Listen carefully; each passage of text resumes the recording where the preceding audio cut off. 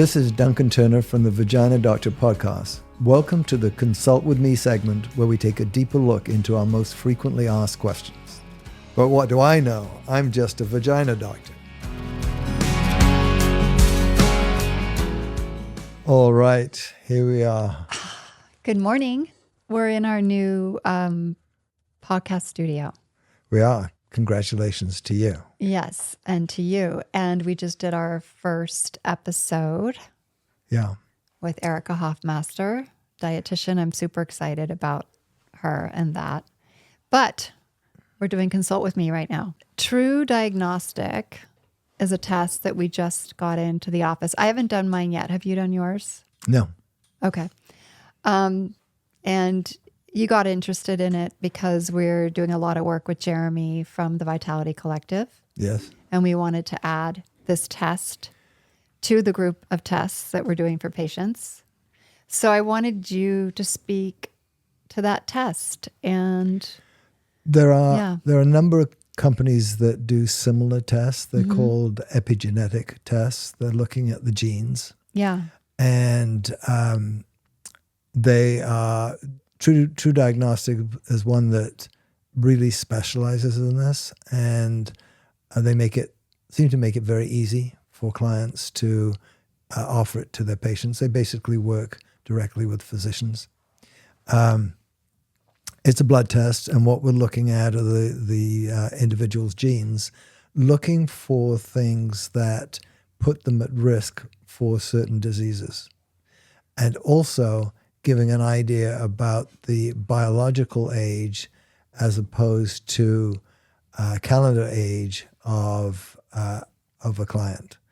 And they look at DNA methylation, which is a way of looking at DNA to see how quickly or slowly a patient is aging. And so your biological age may be different from your chronological age. And it can be one way or the other, meaning that it can either be older than you really are or younger than you really are. And then what's done with that information? Like, let's say I take the test and it comes back that it's older. That you're 35? No, older, okay. That I'm older. Oh, okay. What do you do then? How do you look at those markers and then change? And then do you retest or? Yes. You would make some lifestyle changes. Do they give you recommendations to TruDiagnostics, or is that? I don't think so. Okay. I don't think so. But you would use the normal things that we have in the longevity studies that have been done that indicate that exercise, muscle mass, control of diabetes or metabolic diseases, sleep, all are beneficial, and then be able to check again 6 months or a year later. It's not an expensive test, and it's just a finger stick, and you send it off. It takes about 3 weeks to get it back, and it will give you. This is the most accurate way of determining how a body is aging.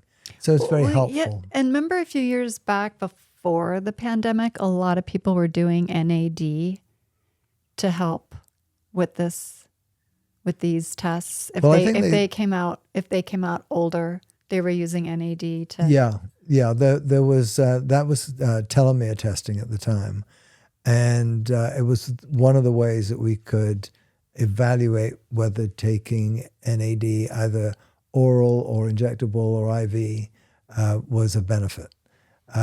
There are other things that are being done, and there are things that are proven to help in the aging process, and the most important of those is exercise. And so if people were wanting to increase their health span, the healthy part of their productive life, it was recommended that they exercise more and they sleep well, and they control their diet. This is a way of documenting that's happening, or whether what they're doing is beneficial. And if a test comes back, oh, you're younger than your biological age. Puts a smile on your face. Well, yeah. And it's like, okay, I'm doing everything right. Yeah. Mm-hmm. Okay. But not that you couldn't do things better, but you might just, it would actually encourage you to keep going, to do that. To doing what you're doing. Doing what you're doing. And that doesn't mean you're definitely going to live longer, but definitely muscle mass, VO2 max, cardiovascular fitness are important in longevity. And so if it's a gene, if they're looking at genes, right? Yeah. Yes. Can it show anything suspect? Yes. I mean, it can show you the genes that would be associated with increased risk of breast cancer, for instance. So if somebody has that in their family, would you recommend this test? Yes. Yeah.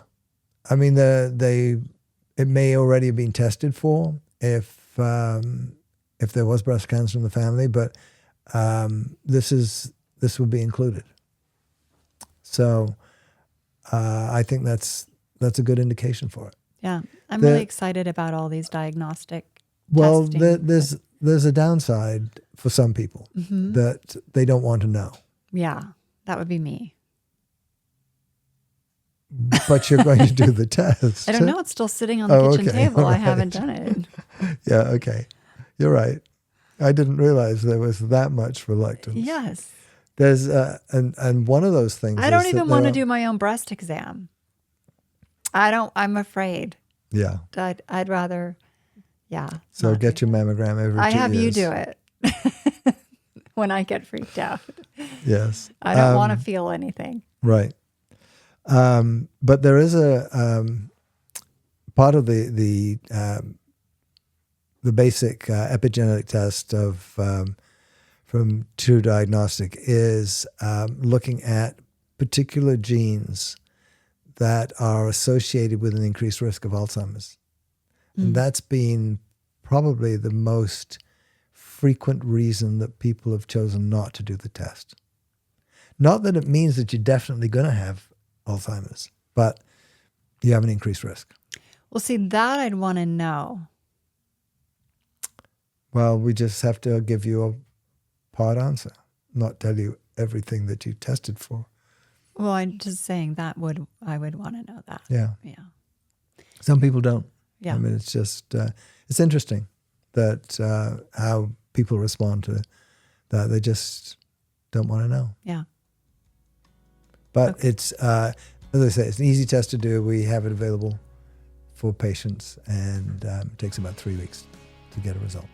Great. Thank you. Thank you. Thanks for listening. And if you have more questions, please let us know either by email or DM us on the Vagina Doctor podcast. See you in the next episode. The Vagina Doctor podcast. It all starts here.